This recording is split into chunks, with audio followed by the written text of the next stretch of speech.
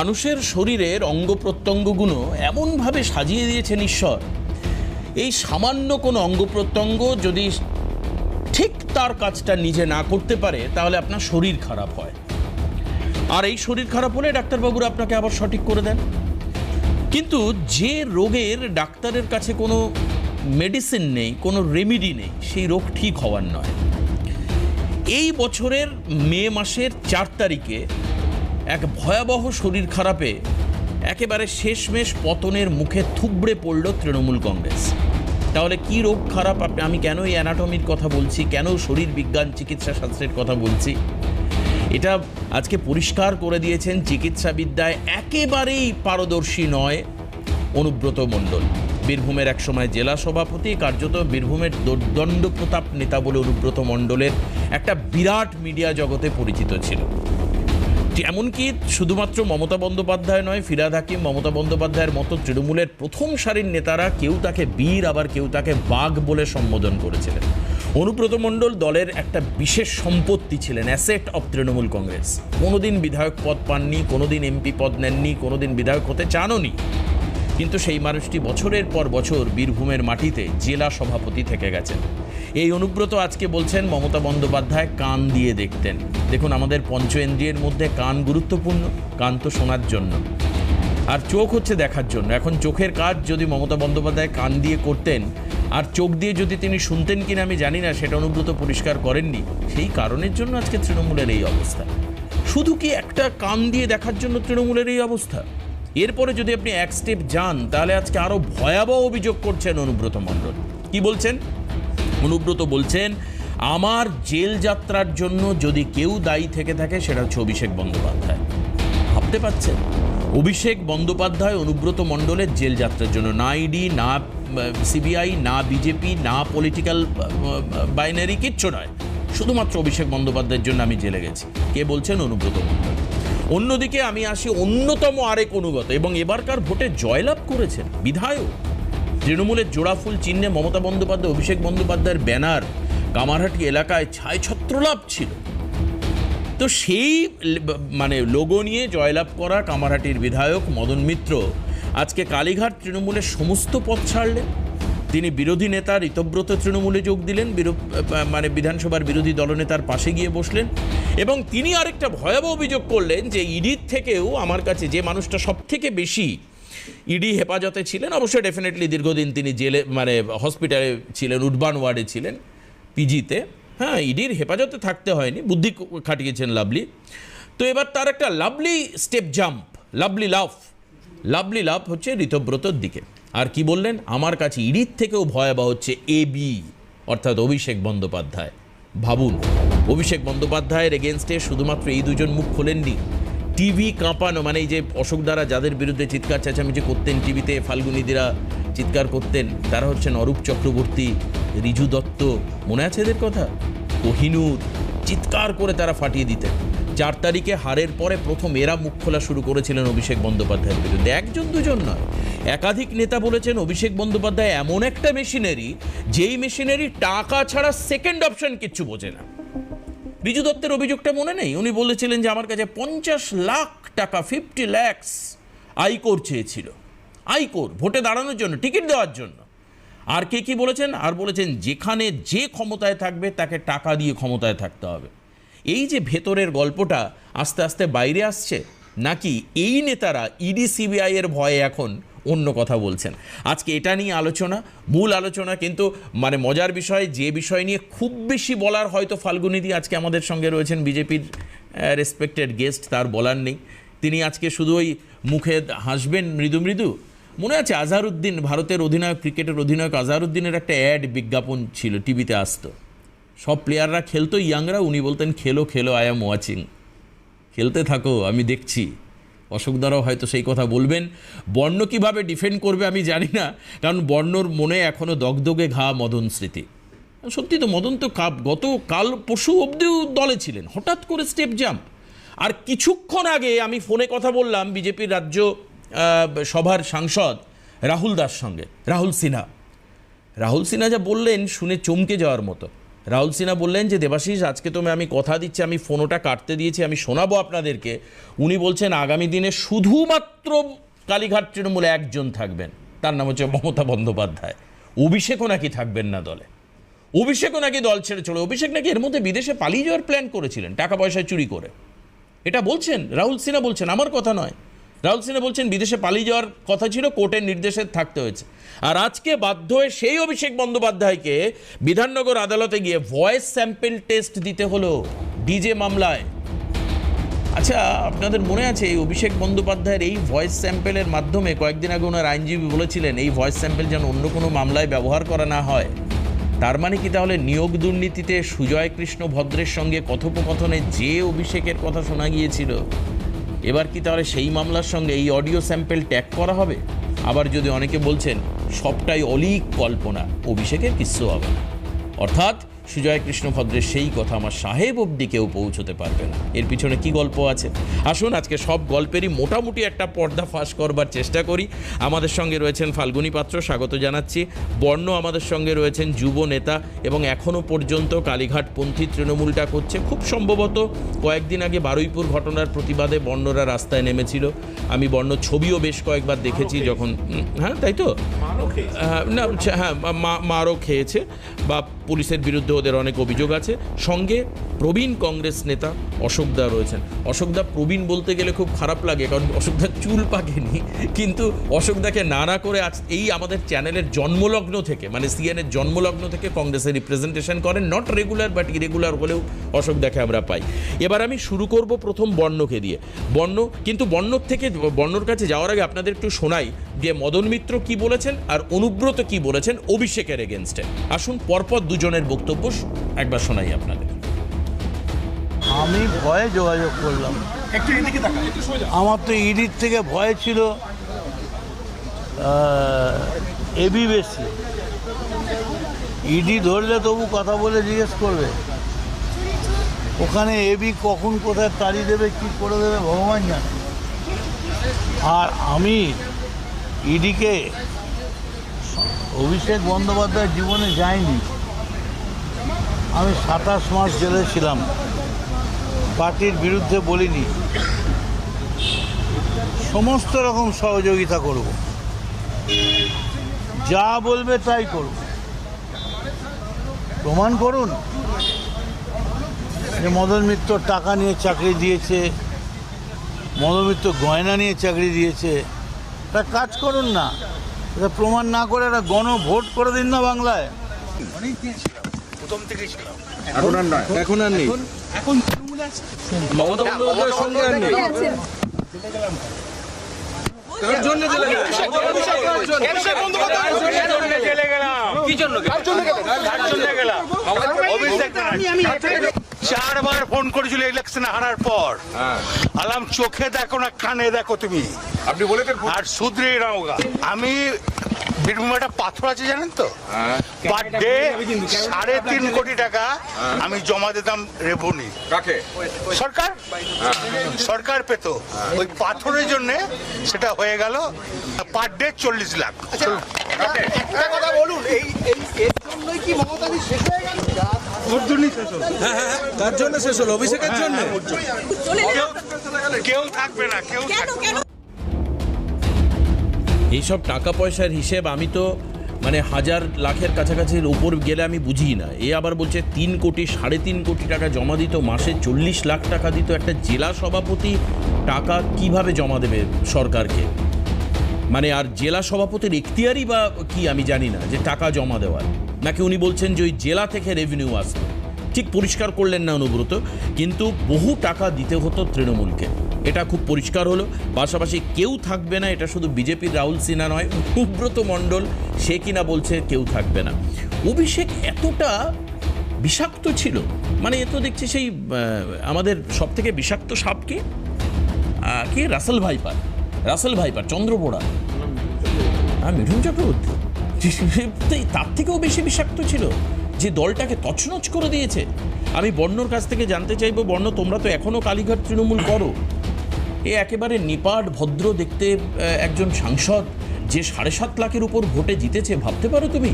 তার এগেনস্টে দলের লোকের এসব কথা বলছে, তোমাদের কি বা? তোমরা তো ইয়াং জেনারেশন, মানে উচিত ছিল তোমার এই মিডিয়াতে না এসে এখন রাস্তা অবরোধ করা।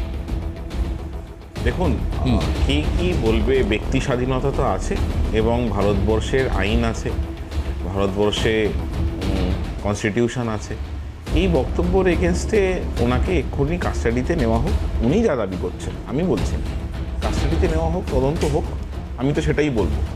না, অভিষেক বন্দ্যোপাধ্যায় বিষাক্ত, তার জন্য অভিষেক উনি যে তুমি যেটা বললে যে টাকা পয়সার ব্যাপার, ও আচ্ছা, সেটা তো একটা এনফোর্সমেন্ট ডিরেক্টরের আন্ডারে আসবে, 1-2 টাকার কথা না। সেটা তো সেটা তদন্ত হোক, বাই দাও, ওনাকে বহুবার জিজ্ঞাসাবাদ করা হয়েছে, একটা সুমোটো কেস লঞ্চ করা হোক ওনার বক্তব্যের জন্য, দিয়ে ওনাকে কাস্টাডিতে নেওয়া হোক, দিয়ে যা হওয়ার হোক হলো। দেখো, সেটা এক কথা। দেখো, কোহিনূর যা বলছে, রিজু দত্ত যা বলছে, অরূপ চক্রবর্তী যা বলছে, তোমাদের তো একের পর এক নেতা যা বলছে, এমনকি মুসলিম তোমার ওই কি একটা সেলের সভাপতি, তিনি যা বলছেন, সব এক কথা মিলে যাচ্ছে তো সব। আমি একটা কোথায় কথা বলি, হ্যামলিনের বাসিওয়ালা একজনই হয়, কটা ইঁদুর আছে দেখে লাভ নেই। তুমি এই শোয়ের হোস্ট, তুমি এখানে আছো কিনা দ্যাট ইজ ইম্পর্টেন্ট। আমি এলাম না এলাম, উনি এলেন না এলেন, অশোকবাবু দিদি থাকলেন না থাকলেন, না আমাদের তৃণমূল কংগ্রেসের, আমি একটা কথা বলি, তৃণমূল কংগ্রেসের খুব স্পষ্টভাবেই তো একটা কথা লোকে খুব হাসি মজার হয়েই বলতে, একটাই পোস্ট বাকি সব ল্যাম্প পোস্ট। দিদিমণি মমতা ব্যানার্জির 1998 সালে এই দল তৈরি করেছেন, 98-এ 1 মাস 22 দিনের মাথায় ভোট হয়েছে, আমরা একটা মানুষের রেজাল্ট পেয়েছি। 99-তে আবার ভোট হয়েছে, আমরা রেজাল্ট পেয়েছি। 2004-এ আমরা একটা এমপি হয়ে গেছি। 2006-এ আমাদের 29টা এমএলএ হয়ে গেছে। আবার তারপরে আমরা কাম ব্যাক করেছি। হ্যাঁ, আমরা 26-এর ভোটে সংখ্যাতত্ত্বের বিচারে আমরা হেরেছি, কিন্তু সংখ্যাতত্ত্বের বিচারে আমরা হারলেও মানুষের 41% ভোটটাকে তুমি কি করে ইগনোর করবে? এই মানুষের 41% মানুষের কথা বলার জন্য আমি এখানে বসেছি। কোনো ফুটো গর্ত, কোনো হিরের টুকরো, কোনো চেয়ার, কোনো টেবিলের কথার উত্তর দিতে আমি এখানে বসিনি। আমি মমতা ব্যানার্জির দল করি, আমি তৃণমূল কংগ্রেসের রিপ্রেজেন্টেশন এখানে করছি, মানে আমি পশ্চিমবঙ্গের 41% মানুষ। তুমি একদম ঠিক বলছো, তুমি 41% ভোট পেয়েছো, তার কথা বলছো, সব ঠিক আছে, কিন্তু আগে চুরি জুচ্চুরির কথা তো ফাল্গুনিতে চিৎকার করে বলতো, রাস্তায় দাঁড়িয়ে পুলিশের ডান্ডা তো ওই মহিলা ভদ্র মহিলা খেয়েছে। তা তখন তো তোমরা বলনি, এখন ছবিটা বর্ণ এইটা পাল্টাচ্ছে, তোমাদের দলের নির্ভরযোগ্য বিশ্বাসভাজন তারা মুখ খুলছে এবার। তাদের সবার এই বিলম্বিত বোধোদয় কেন 4 তারিখের পর হলো দাদা, এইটুকুনি তো প্রশ্ন।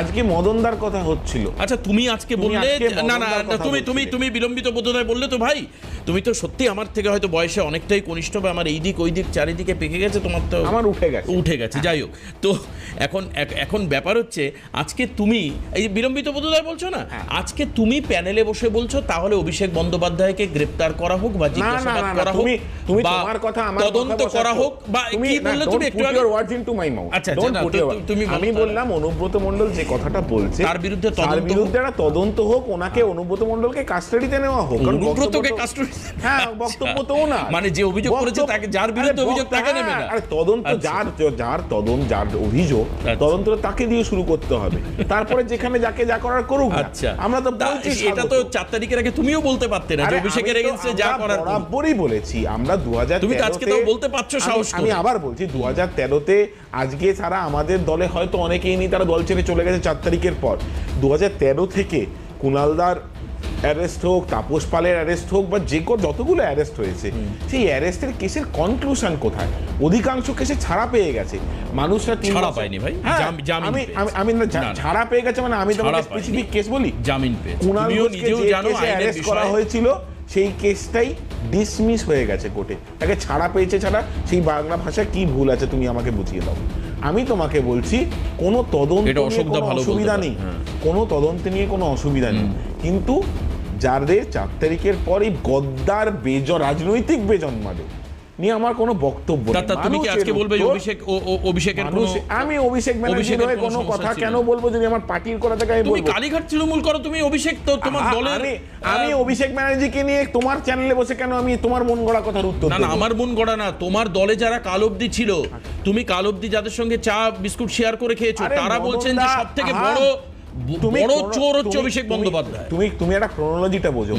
মদন দা আজকে ঋতব্রত তৃণমূলে গেছে, অস্বীকার করার জায়গা নেই, কিন্তু এই মদন দা তো 4 দিন আগে তোমাদের আর্কাইভ সিএন নিউজের আর্কাইভ ইজ ভেরি স্ট্রং। 4 দিন আগে মদন দা কাকে রেপিস্ট বলেছে, কাকে গদ্দার বলেছে সেটাও চালাও। তাহলে কেন তুমি শোভন বৈশাখীকে চেনো জুটি হিসেবে, তুমি অরূপ অনন্যাকে চেনো জুটি হিসেবে, তুমি মদন দাস স্ত্রীকে চেনো, নাম জানো? তুমি তো দীর্ঘদিন সাংবাদিকতায় আছো। আর মদন দা কোনো ছোট ক্যারেক্টার না। সেই মদন দাস স্ত্রীকে পর্যন্ত ইডি তলব করেছে, তার 2 পুত্রকে। মদন দা কখনো স্ত্রীকে প্রকাশ্যে, আমি সেটাই বলতে, এক্স্যাক্টলি মাই পয়েন্ট। যার পরিবারকে কেউ চেনে না তাকে পর্যন্ত ট্যাগ করে এই যে চাপ দেওয়া, মানুষ এটা বুঝতে পারছে এটা পুরোপুরি বাংলাদেশ মডেল, যেখানে আওয়ামী লীগ যেখানে যে সিট পাবে বাদবাকি সিট ইন্ডিপেন্ডেন্ট দাঁড় করিয়ে জিতে দাও, বিরোধী শূন্য। এই যারা কংগ্রেস মুক্ত ভারত বলছিল, বিরোধী শূন্য, সেটা আজকের কথা না, 14 থেকে আমরা 14 জিতেছি মমতাদির নেতৃত্বে, 16 জিতেছি মমতাদির নেতৃত্বে, 19-এ হাড্ডাহাড্ডি লড়াই হয়েছে মমতাদির নেতৃত্বে, 21 জিতেছি মমতাদির নেতৃত্বে, 24 জিতেছি মমতাদির নেতৃত্বে। আমরা 26-এ সংখ্যা তত্ত্বে হেরেছি, আমরা লড়াই করব, যারা যাওয়ার যাবে। আর একটা খুব সিগনিফিকেন্ট তোমায় কথা বলি, আজকে দিল্লির বুকে যন্তর মন্তরে সোনাম ওয়াংচুক, এনভায়রনমেন্টালজিস্ট, একজন কি বলে পরিবেশ বিশেষজ্ঞ, অনশন করছে। কাদের জন্য? এই যে নিট পরীক্ষার পেপার লিক হয়ে গেছে, ডাক্তারদের জন্য অনশন করছে।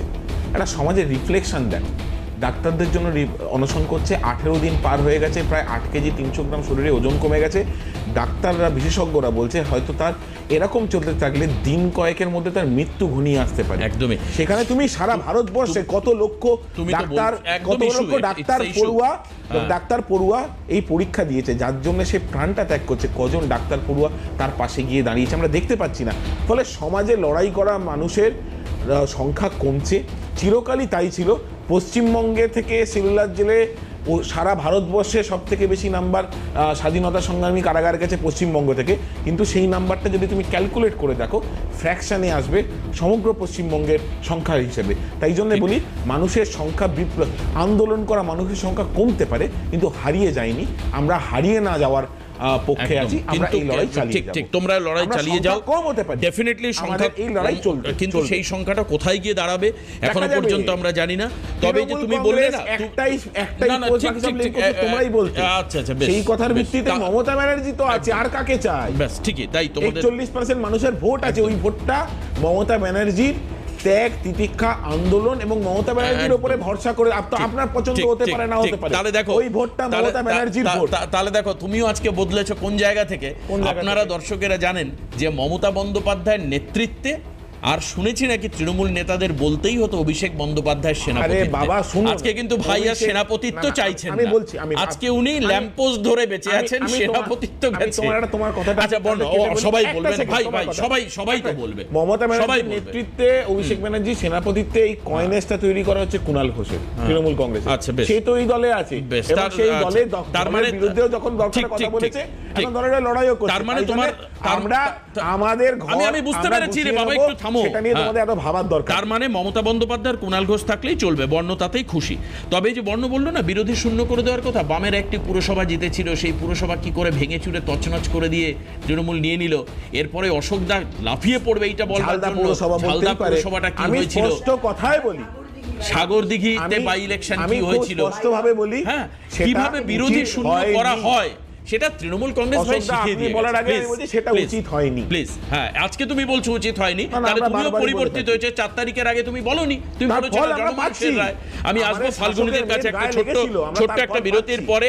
তার মানে ভুল ত্রুটি হয়েছে, আজকে তুমি কিছু ঢাকতে পারছো, আর একটা ছোট্ট রুমাল দিয়ে যদি আমি পুরো লজ্জা আবরণ করতে যাই, তাহলে কিছু না কিছু অংশ তো বাইরে বেরিয়ে যাবেই, সেগুলো বাইরে বেরিয়ে যাচ্ছে। একটা ছোট্ট রুমাল দিয়ে এখন আমি ঢাকছি, হ্যাঁ ঝালদা পুরসভাটা অন্যায় ছিল, অশোকদা আমার ভুল হয়েছিল, বাদ বাকিটা এদিকে উন্মুক্ত হয়ে গেছে, ন্যাকেট হয়ে গেছে বাদ বাকিটা। এই হচ্ছে অবস্থা। আমি আসবো ফিরে ফাল্গুনী পাত্রের কাছে, সঙ্গে থাকুন। ফিরে আসলাম আলোচনায়। এই যে অভিষেক বন্দ্যোপাধ্যায়ের এগেনস্টে দলের অনেক বিশ্বাসযোগ্য, বিশ্বাসভাজন, যাদেরকে অবশ্যই আজকে বর্ণ বেইমান ঠেইমান ইত্যাদি অনেক আজে বাজে কথা বলছেন, মমতা ব্যানার্জি নিজেও বেইমান বলেছেন, কিছু করার নেই।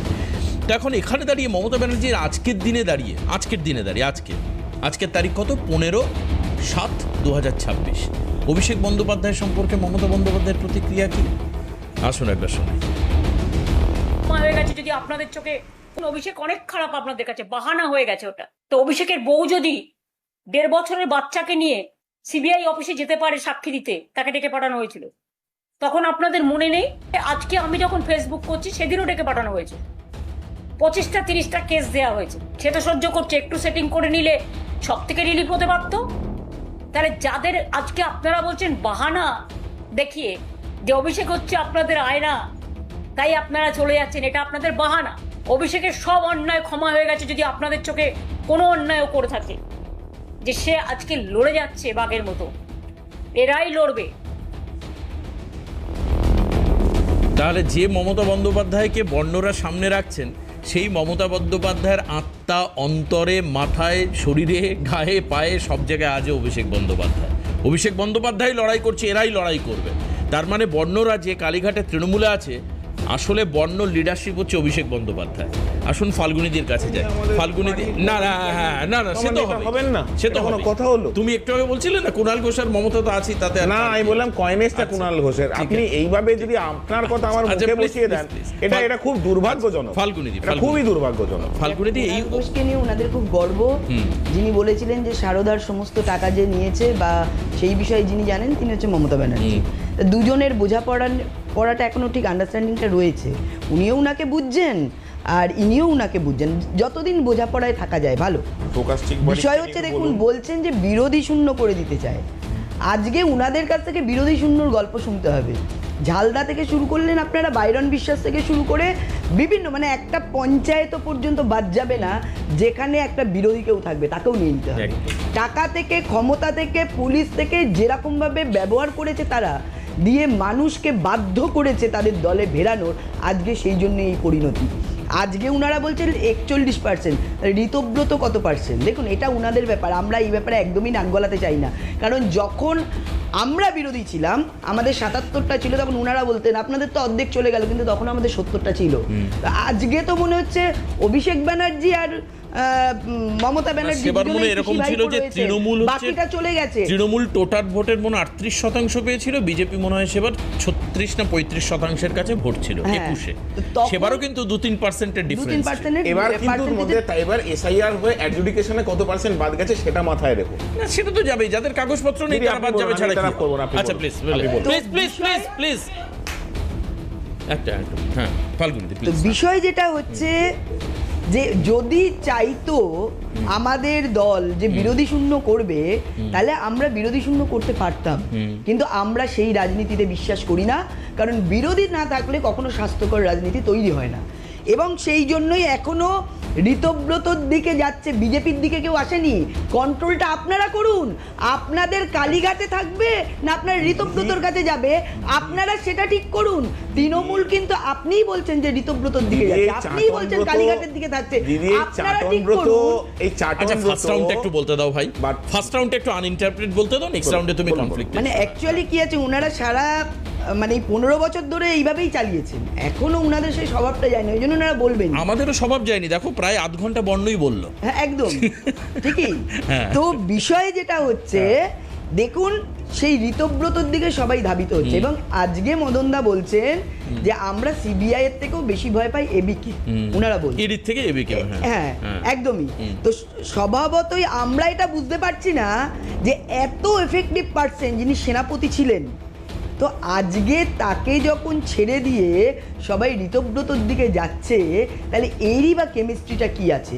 কতটা দুর্নীতি, কতটা নিজেদের ভেতরে ক্ষমতা নিয়ে তাদের ওপর মানে এতটাই চাপ। দেখুন পুরোটাই চাপ আমরা বলবো না, এই কারণেই পুরোটা চাপ বলবো না, কারণ আজকে যারা ঋতব্রতর দিকে যাচ্ছে তারা যদি সবাই মিলে সেদিনও প্রতিবাদ করতে পারতো এর বিরুদ্ধে, তাহলে সত্যটা সামনে আসতো। এখনও তারাও চাইছে যে আমরাও বিরোধীতে টিকে থাকি। সেই জন্য এই যে মমতা ব্যানার্জির দিক থেকে ঋতব্রতর দিকে যাচ্ছে, আর মমতা ব্যানার্জি একদম চাইছেন কি করে আমার দিকে টেনে রাখবো।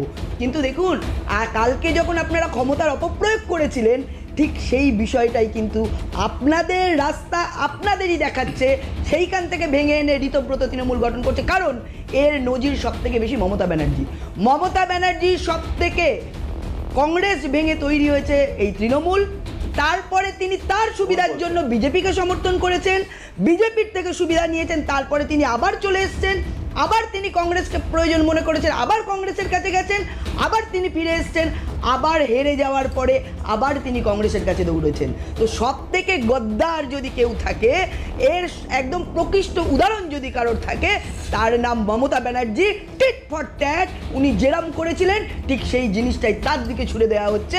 ওই বলে না, দেখ কেমন লাগে, ঠিক সেই বিষয়টাই হচ্ছে। পুষ্পা ঝুঁকেগা নেই, কিরম করে ঝুঁকলো? 7.5 লক্ষর বেশি ভোটে জিতলেন, ঝুঁকে একদম নিমিয়ে পড়লেন, আর খুঁজে পাওয়া যাচ্ছে না। বুঝুন কি পরিমাণ মানুষের ওপর প্রেশার করেছেন, কি পরিমাণ মানুষকে আঘাত করেছেন, কিভাবে অত্যাচার করেছেন। ক্ষমতায় ছিলেন, অনুব্রত বাগ ছিল, মমতা ব্যানার্জি বলেছেন, আমরা বলিনি। আপনারা শেখ শাহজাহান বাঘ ছিল, আজকে আর কেউ বাঘ নেই। যেই ঋতব্রতর দিকে যাচ্ছে তাকেই গদ্দার বলছেন, আর যে উনার দিকে চোর বলেছিলেন আজকে অভিষেক বন্দ্যোপাধ্যায়। আচ্ছা আসুন একটা বিরতি নিই, একটা বিরতি নিই। এই বিরতিতে যেতে যেতে মদন মিত্র যাকে মমতা বন্দ্যোপাধ্যায় বলতেন যে মদন, তো তুমি তো খুব কালারফুল। আসুন আজকে মদন মিত্র সম্পর্কে মমতা কি বলছেন শুনতে শুনতে আমরা বিরতিতে যাব। ফিরে আসার পর অসুবিধা বলবেন, সঙ্গে থাকবেন। আজকে এখনো পর্যন্ত আমাদের সাথে রাজ্যসভার 10 জন এবং লোকসভার 8 জন, 18 জন এমপি আছে, অনেক এমএলএও আছেন। হ্যাঁ, ভয়ে কাউকে পুলিশকে দিয়ে ভয় দেখিয়ে পুলিশ গিয়ে বলছে গাড়ি নিয়ে এসছি, হয় বিজেপির কোলে জ্বালা দুলছে, কি আর বলবো, সেটিং কোম্পানিতে নাম লেখান, তা নাহলে গাড়ি নিয়ে এসছি জেলে যান। ভয় পেয়ে না তো আপনার ছেলেকে অ্যারেস্ট করবো, আপনার মেয়েকে অ্যারেস্ট করবো, আপনার পরিবারকে অ্যারেস্ট করবো। যেমন একজন আজও চলে গেছে, আমার কোনো দুঃখ নেই, কারণ সে আমায় কালকেই মেসেজ দিয়ে বলেছিল যে আমার পরিবারের সকলকে সামন দিয়েছে ইডি। তখনই আমি বুঝে গেছিলাম, তখনই তার কোনো পজিশন ছিল না, কারণ পজিশন তখনই আমরা তাকে সরিয়ে দিয়েছিলাম সব ক্ষমতাতে। কাজে মিথ্যে কথা বলে চাতুরি করার কেউ চেষ্টা করবেন না। যাদের যেতে হয় যান, যা পড়ে থাকবে সেটাই আমার সোনার খনি। যদি এখন প্রশ্ন করতেই হয়, তাহলে এই প্রশ্নটাই সবার মনে আসছে যে এত দলের বিশ্বাসযোগ্য নির্ভরযোগ্য লোকেরা দল ছেড়ে যাচ্ছে, এবং তাদের মধ্যে সবাই বলছেন যে আমাদের মমতা বন্দ্যোপাধ্যায়কে নিয়ে কোনো আপত্তি নেই, ওনাকে দেখেই তো দল করেছে। মেন সমস্যা হচ্ছে অভিষেককে নিয়ে। এবং আপনারা ভাবছেন আজকে বর্ণ যেটা বলার চেষ্টা করছে, হারার পর তো সব বেঈমানরা বেরিয়ে গেল, তা নয়। অভিষেক বন্দ্যোপাধ্যায়ের এগেনস্টে দলের লোকে মুখ খুলতে ভয় পেত, কিন্তু চোরাগোপ্তা এই স্রোত তো ছিল, তৃণমূলের অন্দরমহলে তো ছিল যে অভিষেক একে প্রার্থী করবেন, আমাকে করবেন না, এটা অভিষেক লবি, ওটা তার লবি। মমতা বন্দ্যোপাধ্যায়কে মঞ্চে উঠে বলতে হয়েছে যে আমি কোনো প্যাক মানি না, এই প্যাক ওই প্যাক, এই দাদা ওই দাদা মানি না, দাদা মানি না আমি। মমতা বন্দ্যোপাধ্যায় বলেছেন কত সালে, 2022 সালের তার বক্তব্য, 23 সালের তার বক্তব্য। তার মানে দলের মধ্যে দ্বন্দ্ব ছিল। কিন্তু অশোকদাকে আমার জানি না এই প্রশ্ন অশোকদার উত্তর কিভাবে দেবেন। মমতা বন্দ্যোপাধ্যায়ের ওই অপত্য স্নেহ আজকের দিনে দাঁড়িয়েও তিনি বলছেন দলে অভিষেক বন্দ্যোপাধ্যায় হচ্ছে অন্যতম। এর কারণটা কি? একটা রাজনৈতিক দলকে ধ্বংস করে দিচ্ছে। 98 থেকে শুরু করে 26-28 বছরের একটা দল ধ্বংস হয়ে যাচ্ছে। আপনারা দেখতে পাচ্ছেন যেই দলের বহুবার আপনারা অংশীদার হয়েছে, কখন আপনারা দাবি করেছেন 11 সালের জয় তো আমাদের জন্য হয়েছে, সেই দল ধ্বংস হয়ে যাচ্ছে। দেখুন, প্রথমেই বলে দেওয়া যে এই চৌঠানের আগেও মানে বর্ণর যারা দাদারা, মানে দাদা মানে রাজনৈতিক দাদা, অন্য খারাপ অর্থে না, ওর সিনিয়ররা এই ধরনের স্টুডিওতে বসে আমাদের বলতেন, আপনাদের বলতেন শূন্য হয়ে যাওয়া একটা দলকে কেন স্টুডিওতে রাখেন, কেন এত সময় দেন। এখন প্রশ্ন হচ্ছে এই জায়গাটায় যে একটা উঠে যাওয়া তামাদি হয়ে যাওয়া দলকে, তার প্রতিনিধিকে আপনি কেন আধ ঘন্টা সময় দিলেন? আমি এ প্রশ্ন করব না, কারণ আমরা বহুত্ববাদী, আমি উত্তর দিতে পারবো না। আমরা বহুত্ববাদে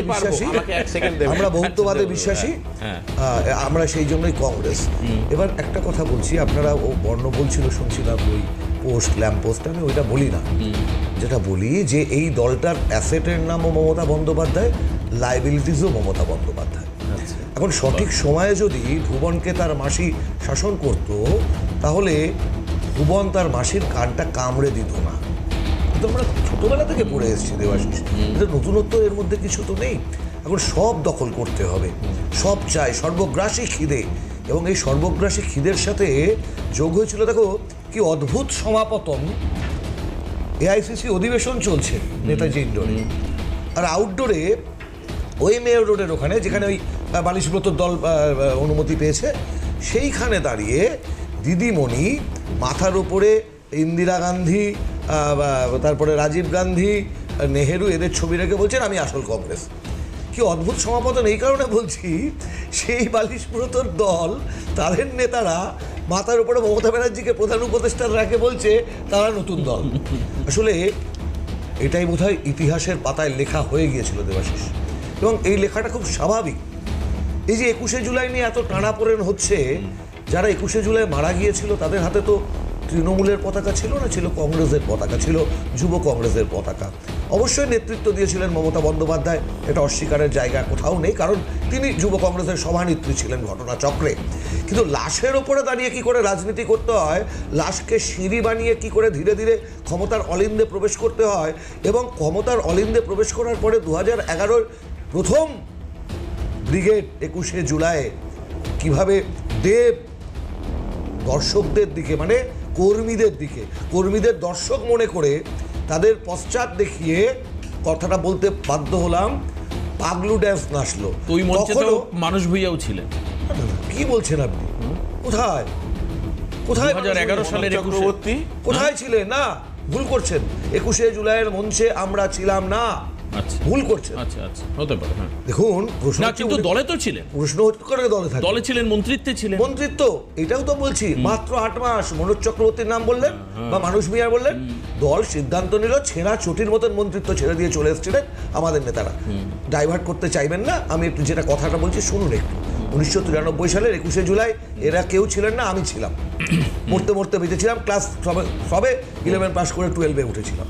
তা প্রশ্নটা এই জায়গায় নয়, প্রশ্নটা হচ্ছে এই 21শে জুলাইয়ের মঞ্চকে কখনো রচনা ব্যানার্জি দিদি নাম্বার 1-এর প্রিমিয়ার শোয়ে পরিণত করলেন, কখনো 21শে জুলাই মঞ্চকে ওই ভাড়াটে কবিয়াল, নাচন কোদন এদের দিয়ে ভরালেন। শহীদ পরিবারদের অপমান করলেন। শহীদদের দীর্ঘশ্বাস খুব বড় ভয়ঙ্কর, দীর্ঘশ্বাস বড় ভয়ঙ্কর, সে দীর্ঘশ্বাস আজকে তারা করে বেড়াচ্ছে। এখন আবার বলছি আপনাকে, আমরা প্রতি বছর 21শে জুলাই কিন্তু আমাদের মতন করে পালন করতাম। একটা ছোট্ট উদাহরণ দিই। ছোট্ট উদাহরণটা এই কারণে দিতে হবে, ভিক্টোরিয়া হাউসের সামনে ওই জায়গাটাকে পৈতৃক সম্পত্তি ভেবে ফেলেছিলেন, আর কেউ সভা করতে পারবে না, একদম লিখা দিলাম কলার পাতে, এই বলে আর কেউ সভা করতে পারবে না, ওখানে একমাত্র তৃণমূল সভা করবে। এবং আমরা যারা কংগ্রেসটা করি, আমাদের কাছে তো 21শে জুলাই পাগলু ড্যান্সের দিন নয়, আমাদের কাছে 21শে জুলাই একটা আবেগ, আমাদের কাছে 21শে জুলাই মানে একটা যন্ত্রণাবিদ্ধ স্মৃতি, আমাদের কাছে 21শে জুলাই মানে প্রতিটা রক্তের ফোঁটা ঘামের সাথে মিশে কংগ্রেসের পতাকা ধরা। আমরা সেই 21শে জুলাই হয়তো এলাকায় একটা স্ট্রিট কর্নার করব, পুলিশ পারমিশন দেয়নি গত বছর অবধি। কারণ কি? তৃণমূলের বীরপুঙ্গবরা কলকাতা থেকে ফিরবে মোচ্ছব করে, তার জন্য আমরা পারমিশন পাবো না। আপনি বলতে দিন মোচ্ছবি হয়েছে ভাই ভাই ভাই ভাই আমি বলছি, আরে মোচ্ছব হয়েছে। আপনাদের বর্তমান সভাপতিকে ডিম মেরেছেন বউবাজারে, সেই ছবিটা দেখাবো। রাখো রাখো রাখো, ছবিটা দেখাও। তোর তুমি কি দেখাবে ভাই? তামাদি হয়ে যাবে, এসব বাজে কথা। তামাদি হয়ে যাবে। 41% ভোট আছে। আরে রাখো রে ভাই, 41% ভোট আছে। যেটা বলছিলাম 41% ভোট আছে। দেখছো আঙ্গুলে আঙুলটা, না এর মধ্যে কিন্তু ফাল্গুনি দি একটা কথা বলছে যে তাহলে ঋতব্রতর দিকে কত পার্সেন্ট। আমি বলছি এটাও কিন্তু ফাল্গুনি দি বলেছে একটু। আঙুলের কালিটা দেখেছো? আর রাহুল গান্ধীকে গিয়ে বলুন, আঙুলের কালিটা, রাহুল গান্ধী আমার সাথে মিটিং করছে, হ্যাঁ তোমার সাথে মিটিং করবে, তোমার সাথে করবে, যাও। আপনার সাথে আমি করব, আপনার সাথে আমি করব, দলটাই তামাদি হয়ে গেছে, আমি করব। এরপরে বলতে পারবে না, এরপরে বলতে পারবে না, এটা ফার্স্ট রাউন্ড। আমি বলে বলতে পারবে না, ভয় নয়, দেখাচ্ছেন ভয় নয়, বলতে পারবে না। ফার্স্ট রাউন্ড এটা ভাই, বলতে দেব না, এরপরে প্রতিটা রাউন্ডে বলতে দেব না। মচ্ছব আমি মোচ্ছব চলেছে, সাথে বলছি, মোচ্ছব চলেছে। শহীদদের অপমান করেছো, শহীদদের অপমান করেছো। এই রুচি সেট, আরে ভাই রাখো, আচ্ছা এই রুচি সেট করবে না। এই যে একজন আমরা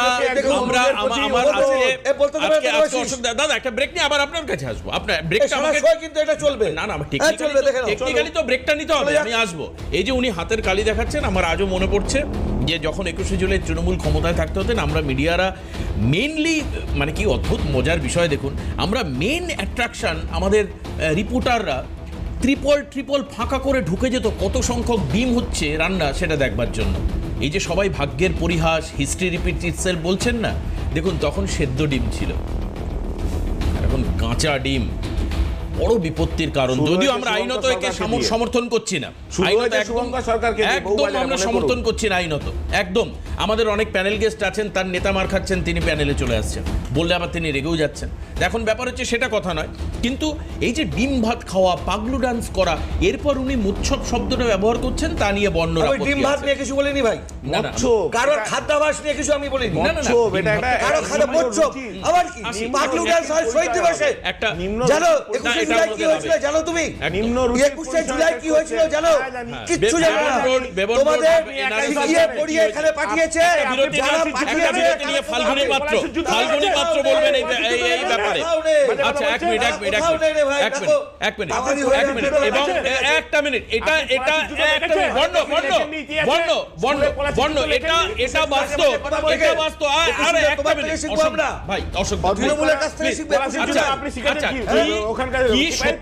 কি সত্যি কি মিথ্যা আমরা সেটা পরে আলোচনায় আসবো, কিন্তু এটা ঠিক 21শে জুলাই সত্যিই তো শহীদদের কথা খুব কম হতো। বিজেপির মুন্ডপাত আর সিপিএম এর শ্রদ্ধানুষ্ঠান, এই কালচার তো মানুষ দেখে এসছে। সিপিএম কে ধ্বংস করো, আর বিজেপি আগামী দিনে ভারতবর্ষের সাম্প্রদায়িক শক্তি হয়ে আসছে এবং এরা হিন্দুত্বের কথা বলে, মুসলিমদের এই কথাই তো বলা হতো। ক্লিপসগুলো চেক করুন ভাই, ক্লিপসগুলো চেক করুন, কোথায় শহীদদের কথা ছিল। আসবো একটা বিরতির পর ফিরে ফাল্গুনী পাত্র কি বলছেন, অশোকদা বর্ণ দুজনের কাছে যাবো। দাদা একটু সময় আমাকে দিলে বিরতিটা আমাকে নিয়ে নিতে হবে। ফিরে আসছি বিরতির পর, সঙ্গে থাকুন। ফিরে আসলাম আলোচনায়, ফাল্গুনদির কাছে যাও। ফাল্গুনদি, আজকেও আলোচনার কেন্দ্রবিন্দু অভিষেক বন্দ্যোপাধ্যায়ের জন্য তৃণমূলের ধ্বংস। দেখো আলটিমেটলি বিজেপির খুব একটা কিছু বলার নেই, কারণ তোমাদের প্রথম থেকে টার্গেট পয়েন্টে অভিষেক। আমি আরেকটা জিনিস এখন একটু ইনক্লুড করবো, যে আজকে কিন্তু অভিষেকের ভয়েস স্যাম্পেল টেস্ট। মনে আছে এর আগে ভয়েস স্যাম্পেল টেস্ট নিয়ে মিডিয়াতে শোরগোল হয়েছিল সুজয় ভদ্র, যে লিপস অ্যান্ড বাউন্সে কাজ করতো দীর্ঘদিন, এমনকি ডিরেক্টরও ছিল খুব সম্ভবত একটা টার্মে। আজকে কি এই ভয়েস স্যাম্পেল টেস্ট যদি মিলে যায়, তাহলে কি নিয়োগ দুর্নীতির এই বিরাট লক্ষ লক্ষ কোটি কোটি টাকা কুন্তল শান্তনুর মাধ্যমে তোলা, সুজয় কৃষ্ণের মাধ্যমে সেটা কালীঘাটে যাওয়া, এই সব তথ্য সামনে আসতে পারে, অভিষেক ফেসে যেতে পারেন? একদমই তাই। এবং প্যারাশুটে নামা নেতা, যার জন্য সবার এত বিতর্ক, বা যাকে বারবার দায়ী করছে যে প্যারাশুটে নেমে এসে সমস্ত টাকা, ক্ষমতা, সমস্ত কিছু ভোগ করতেন এবং ডিক্টেটরশিপ চালাতেন দলের মধ্যে, তো স্বভাবতই এই ঘটনা ঘটাই স্বাভাবিক। এবং যিনি বলেছিলেন যে আমার মালিকের কেউ টিকি পর্যন্ত ধরতে পারবেন না, তো সেটাই দেখার যে টিকিটা ধরে কত অবধি নামতে পারে আগামী দিনে, সেটা দেখবেন এবং এটা হবে। এবং যারা যারা এইভাবে মানুষকে ফাঁসিয়েছে, অর্থাৎ টাকা নিয়ে, চাকরি থেকে চাকরি চুরি তো একটা নয়, এখানে অসংখ্য দুর্নীতি আছে, যেটা পুরোটাই সামনে আসবে। এবং দ্বিতীয়, আমি আর একটা 21শে জুলাই নিয়ে বলি, যে 13 জন সেদিনকে হত্যা করা হয়েছিল গুলি চালানোর হয়েছিল, একজনকে আইডেন্টিফাই করা যায়। তো সেখানে সেই নির্দেশটা কে দিয়েছিলেন? মনীশ গুপ্ত। সেই মনীশ গুপ্তকে এই তৃণমূল কোথায় রেখেছে? খুব ইম্পর্টেন্ট। এইটা হচ্ছে সব থেকে। শহীদ দিবস করছেন কার জন্য? দেখুন আজকে এই সরকার, এই পশ্চিমবঙ্গ সরকার আসার পরে আজকে আমরা কামদুনি থেকে শুরু করে আরজিকর থেকে সমস্ত বিষয়ের ওপর আমরা সেই কেস রিওপেন করছি।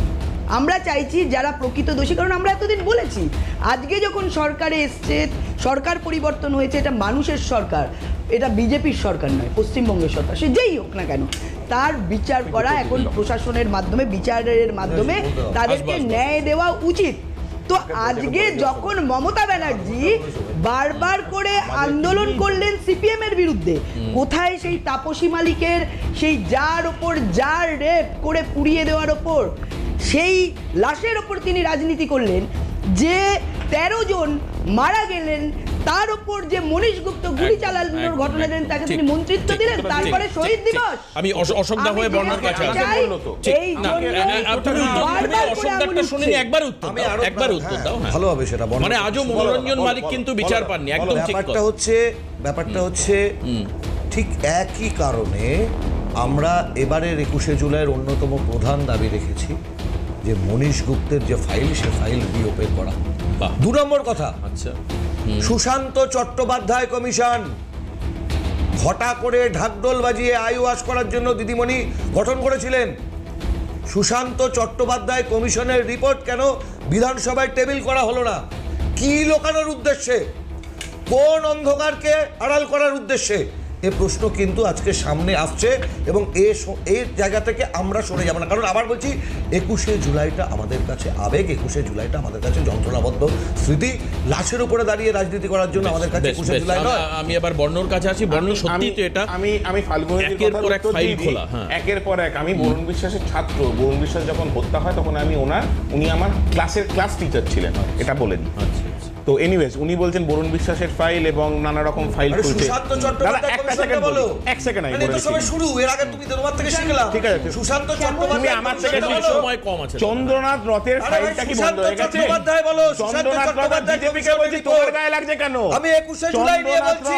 আমি ওনার উত্তর দিচ্ছি। সিঁড়িতে লাশের উপরে দাঁড়িয়ে রাজনীতি করেছে তোমাদের নেত্রী। চন্দ্রনাথ রথের এখনো লাশকে কিছু হলো সিঁড়ি না। বানিয়েছো তোমরা। চন্দ্রনাথ রথের ধিক্কার। খুনের কি অধিকার আছে? আজকে ধিক্কার শোনা দিন এসেছে। যারা করেছে আবার তাদের বলছি, ধরা বলো। হয়েছে, তদন্ত আজকের দিনে চলছে। দাঁড়িয়ে এখানে দাঁড়িয়ে বলো। ধরা হয়েছে, এক্ষুনি তদন্ত সুশান্ত সরকার চলছে। চট্টোপাধ্যায় কেউ জানি কমিশনের না। রিপোর্ট কোথায় গেল?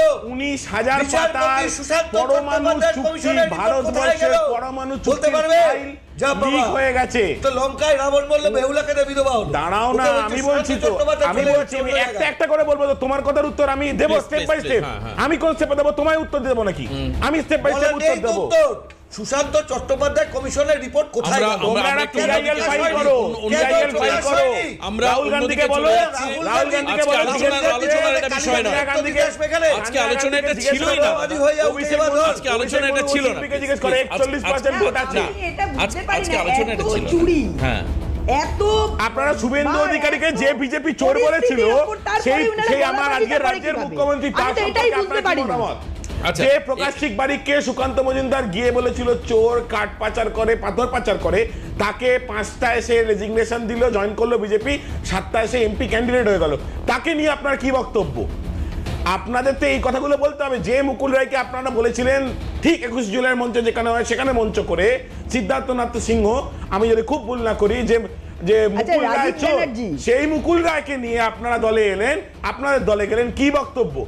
না, না, আপনারা না, যখন আপনাদের- একজনের দিকে আঙুল আপনাদের তুলছে, বলেছিলেন তো, ওই যে তখন বন 3টে দপ্তরে আঙুল নিজের কাঠ দিকে। পাচার হয়। এটা বুঝুন। আজকে সেটা একদম সময় নেই। দামি কথা বলেছে, আর সময় নেই। ফাল্গুনি দিও দামি কথা বলছে, বর্ণ দামি কথা বলছে। এই যে বলছে না, কখনো শুভেন্দু অধিকারীর কথা, কখনো অমুকের কথা। দেখুন, দিদি, দিদি, শুভেন্দু দিদি, অধিকারী দিদি, সমস্ত পোস্ট ছেড়ে দিয়ে দিদি, তিনি আরে ছিলেন। চুরিটা বলুন, দিদি, সেখানে- একদম। চুরিটা। আমি এই ব্যাপারটা বলুন। মীমাংসা আমি করে দিচ্ছি। বলছি তো, চুরিটা আপনাকে আরে করতে হবে আপনি না। বলুন না, সর্বত্র আপনি পুলিশ BCCI তে গিয়ে অদিত আজকে চৌধুরী হাতে আর আর সুমন্ত সময় নেই, চৌধুরী আমাদের মধ্যে শেষ করতে মিলিয়ে হবে। আমি ধন্যবাদ জানাবো। আজকে আজকে মুকুল রায় আলোচনার বিষয় নয়। প্লিজ, মুকুল রায়, এক মিনিট। মুকুল রায় রাজনীতির চাণক্য ছিলেন। ওনার রাজনৈতিক, প্লিজ একটা মিনিট, থামতে হবে। শেষ করব। আজকে প্লিজ আরে একটা মিনিট থামুন, শেষ করব। নেই, আর স্ক্রিনে নেই। আচ্ছা, মুকুল রায় রাজনৈতিক চাণক্য ছিলেন, রাজনীতির চাণক্য বলা হতো। মুকুল রায়ের লাইফ মানে একদম শেষ হয়ে গেল যখন আবার তিনি ফার্দার অভিষেক বন্দ্যোপাধ্যায়ের হাত থেকে উত্তরীয় নিয়ে তৃণমূল কংগ্রেসে জয়েন করলেন। এরপর আর মুকুল রায়ের অস্তিত্ব পাওয়া যায়নি রাজনীতিতে। তিনি আস্তে আস্তে অসুস্থ হয়েছেন। তার জীবনের শেষ দিন দুঃখজনক কেটেছে। আমরা এই নিয়ে আনবোই না, আলোচনাতেই আনবো না। আজকে যেটা লক্ষ্য থাকলো সামনে, যে অভিষেক বন্দ্যোপাধ্যায়ের জন্য এত দলের ক্ষতি হচ্ছে, একটি দলের, দীর্ঘদিনের দল, প্রায় 28 বছরের দল, মমতা বন্দ্যোপাধ্যায়, বহু মানুষের তো আবেগ সত্যিই জড়িত ছিল এই দলের সঙ্গে। কেন মমতা বন্দ্যোপাধ্যায় অভিষেকের এগেনস্টে কোনো ব্যবস্থা নিতে পারছেন না? কি রয়েছে রহস্যের পিছনে? কেন অভিষেকের বিরুদ্ধে মুখ খুলতে ভয় পান মমতা?